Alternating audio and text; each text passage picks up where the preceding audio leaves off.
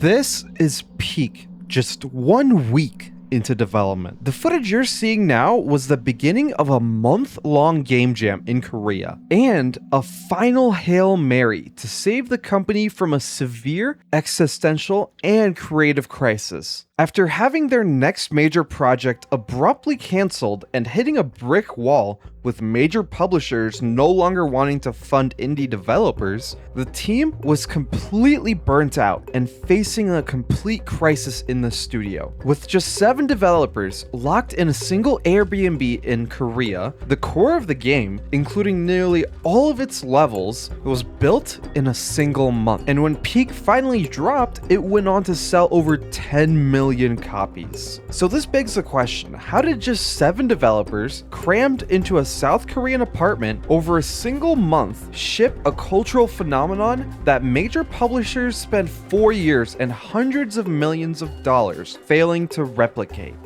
How did they make Peak?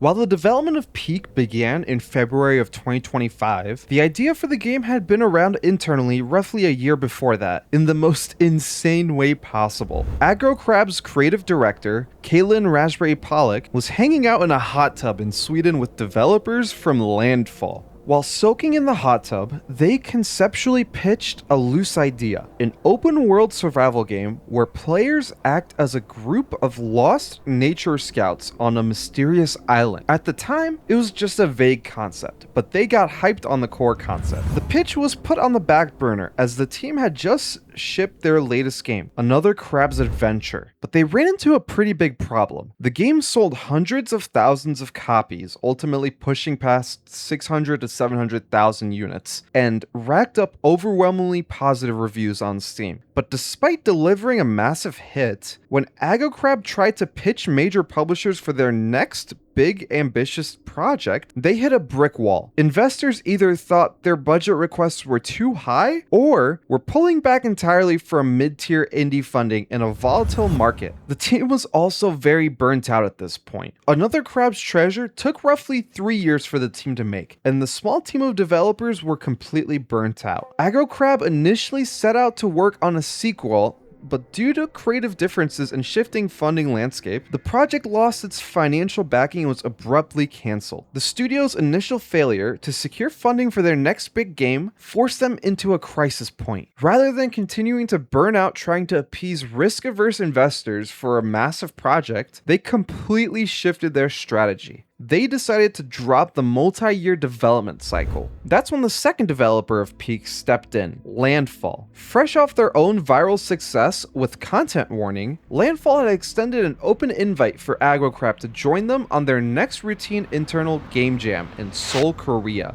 Aggro Crab packed their bags and took a plane ride straight to Korea. This is where Peak as we know it was finally going to happen, as a last-ditch effort to save the studio.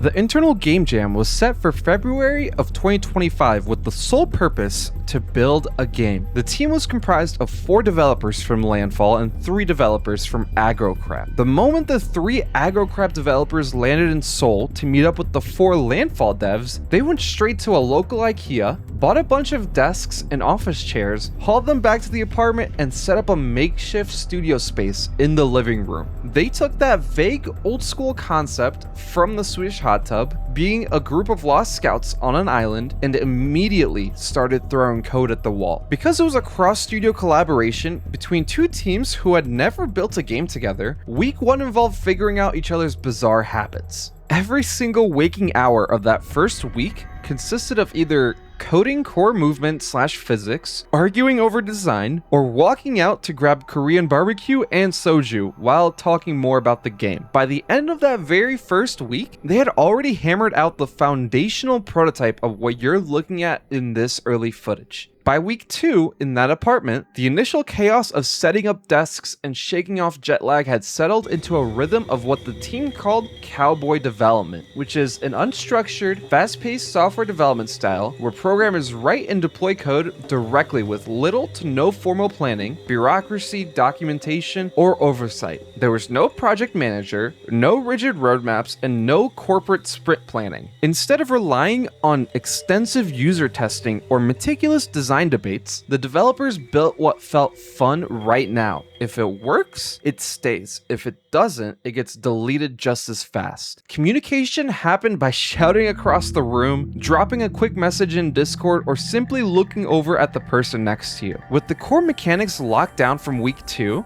Week 3 was all about pure content creation. Because they were moving at breakneck speeds using Landfall's cowboy development style, the codebase was turning into total spaghetti. Landfall's team was committing code with Git messages that were literally just the letter F, because pressing any other key took too long. With the basic engine and movement working, the team started pumping out the environments, obstacles, and items. Since they didn't have time for meticulous planning, ideas for items like weird survival gear, energy drinks, and physics props were coded, tossed into the game, and kept if they caused funny player interactions. Okay, I'm not gonna make it.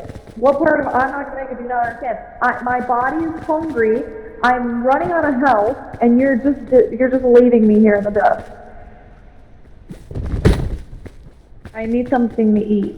They intentionally leaned into designing moments meant to ruin friendships. Week 3 was heavily focused on tuning the proximity chat, slip mechanics, and cooperative hazards so that accidental betrayals, like dragging a friend down a mountain with you, felt as hilarious as possible. By week 4 in the apartment, the month-long game jam was coming to a chaotic, exhausted, but remarkable close. With the core game and levels largely slapped together through the cowboy development cycle, week 4 was a mad dash of duct taping everything into a playable state. Because they moved at such speed, the code was an absolute disaster, but it worked. The developers spent their final days in the Airbnb stress testing the game together, having a blast over how easily players could grief each other, accidentally dragging their teammates off cliffs, or ruin a climb at the last second, all while eating Korean barbecue and drinking soju. As the month wrapped up, they dismantled the makeshift living room studio, donated the office furniture they bought back to the local Seoul indie scene, and packed their bags to head home. They had just created an absolutely addicting game, described by the developers as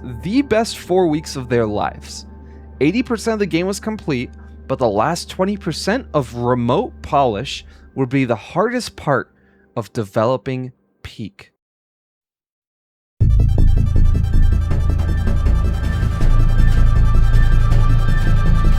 After the game jam wrapped up, the 7-person team returned home to squash all of the bugs they created. The next 4 months leading up to the June 16th, 2025 launch were a crucial sprint of remote polish, balancing, and preparation. The Aggro Crab members flew back to Seattle while the Landfall crew headed back to Stockholm. They spent the spring finishing the game remotely, smoothing out the worst of the spaghetti code, and turning a chaotic month-long prototype into a stable, shippable product. They spent months playtesting the physics, proximity chat, and co-op betrayal mechanics to ensure that dragging your friends down a mountain felt as funny and as infuriating as possible without being completely broken. Also during the polish phase, they were working on achievements, menus, and many other secondary features. During the 4-month stretch between February 2025's Game Jam and the June 2025 launch, the marketing playbook for Peak threw out traditional industry standards just like its development. Rather than spending months running expensive PR campaigns, building up hundreds of thousands of pre-launch wish lists, or doing a massive paid media blitz, they relied almost entirely on an organic, user-generated content flywheel. The game's loose physics, proximity chat, and accidental betrayal mechanics meant that every single match naturally produced hilarious, tragic, and absurd moments. They were purposefully building a game that was fun to watch, knowing that players would naturally want to record and share their failures. By changing the mountain layout and generating every 24 hours, they gave TikTokers, YouTubers, and Twitch streamers a brand new daily puzzle to cover every single day. It kept creators coming back day after day to see how the new seed would ruin their runs. Because players can hear each other's spatializing voice comms, the sudden cutoff of a friend screaming while falling into the abyss creates instant comedic timing that loops seamlessly on video. That was their marketing campaign, to let the player base create viral moments on short form media, showing off what the team had been experiencing during the development of the game. The moment right before launch for Peak was defined by a mix of indie imposter syndrome and absolute silence from the market. Unlike a AAA game that has a countdown, a press embargo, and a marketing hype train, the final days before Peak dropped were very quiet. Despite the lack of hype, there was still a quiet confidence in the product itself. They knew the ritual of playing it together every single night during the game jam. The same ritual that gave birth to the final build had resulted in something genuinely really fun. They were banking on the belief that if they had fun playing it, the players would too. And with that, the team finally decided to launch. When they hit publish, the initial numbers were okay, but they were just okay. It wasn't until one thing happened that changed the trajectory of the game forever.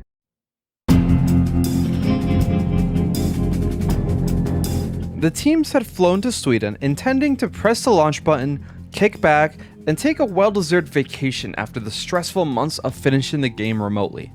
They anticipated a quiet little release, maybe a modest cult following, but nothing too crazy. For the first few hours, the developers were mostly refreshing their own dashboards in silence, watching a modest trickle of a few hundred players downloading the game, and it felt, entirely ordinary. During those opening hours, the game was entirely reliant on its microscopic wishlist pool. The team assumed they had just shipped a fun little side project to close the book on their game jam. As Monday afternoon rolled into evening in North America, friend groups logged on after school and work and discovered the game. Because it was priced under $8, buying it required zero hesitation. It was an instant, frictionless impulse purchase to kick off the week. Small to mid-sized streamers and groups of friends on Discord started hopping into lobbies instead of going to sleep or kicking off their planned vacation. The developers found themselves glued to their screens. The concurrent player numbers stopped trickling and started climbing in real time, jumping from a few hundred to thousands as the evening traffic peaked. This was all within the first 24 hours. Players who jumped in on Monday night spent Tuesday texting their other group chats, resulting in massive waves of new buyers coming in all at once. Instead of the typical launch curve where numbers peak, no pun intended, on day one and immediately start to flatline, the concurrent player count kept climbing higher than it had the night before. The early viral clips posted by players on TikTok and Twitter started reaching beyond the bubble of hardcore indie fans. The unique visual comedy of players dragging their friends down cliffs began flooding everybody's feeds, pulling in casual gamers who had never heard of Aggro Crab or Landfall before. While most indie games experience a sharp drop-off after their opening day as the initial hype fades, Peak defied the standard launch curve entirely. Because players bought in on Monday night, spent Tuesday morning dragging their coworkers, classmates, and online friends into group chats, the influx of new buyers actually accelerated midweek. The developers' plans for a post-launch Swedish vacation were officially buried. Instead of kicking back, the tiny 7-person team found themselves frantically monitoring server stability, fixing unexpected edge case bugs, and watching concurrent player numbers shatter whatever modest expectations they had walking into launch day. By Wednesday, the organic content machine hit critical mass. The early clips of proximity chat chaos and accidental cliff falls had broken out of the hardcore gaming bubble and started dominating mainstream short-form feeds. Millions of impressions later, casual gamers who had never touched an indie game jam project were seeing the game everywhere they scrolled, translating into a relentless wave of new Steam downloads around the clock. 1 month later, the Mesa update rolled out in August of 2025. Peak had long transformed from a viral surprise into an absolute juggernaut. It was alongside the Mesa update that Aggro Crab and Landfall officially announced they had blown past 10 million units sold. What started as a desperate 7-person apartment game jam in Korea had officially cemented itself as one of the biggest indie phenomena of the decade. For Aggro Crab, the massive success completely shifted their trajectory. Known previously for single-player character action games like Another Crab's Adventure, the studio realized that leaning into chaotic, player-driven co-op experience was where their true magic was at. Instead of positioning itself as a sterile, hyper-polished AAA product, Peak leaned entirely into its identity as a goofy, physics-driven, social playground. By making a game where the primary content was simply laughing and screaming on a mountain, they proved that a tiny 7-person team, half of which didn't really know the other half, could outmaneuver the major publishers spending millions. The same ones who rejected the team's pitches just a couple of months ago. By the time awards season kicked off, Peak was sharing space with games that took 6 years and $200 million to make. For a 7-person team that built their core game in a tiny room, sitting in tuxedos amongst industry giants felt completely surreal. Even as awards and critical acclaim poured in, the developers refused to act like a giant AAA studio. When fans at end-of-year events asked if they were going to turn Peak into an endless live service platform, Landfall and Aggro Crab pushed back directly, reminding everybody that they aren't live service studios. They're small creative teams who built a complete chaotic package and just wanted people to enjoy hanging out with their friends. They have just released the Final Ascent, which is the definitive final major content update for the game, and instead of dragging out support indefinitely, they're wrapping up the game's post-launch journey on their own terms. With both studios already shifting focus to entirely new projects, the Final Ascent stands as a planned send-off rather than an ending under pressure. It's a very fitting final chapter for a chaotic 4-week development game jam that turned into a 10 million seller phenomenon. And at the end of the day, Peak proved something the gaming industry desperately needed to remember. The players don't want sterile, hyper-marketed products designed by focus groups. They want heart, they want chaos, and most importantly, they just want an excuse to laugh with their friends. While the two studios formed an incredible powerhouse that were able to ship a game with basically an unseen deadline, both are small, distinct teams with their own separate identities and pipelines.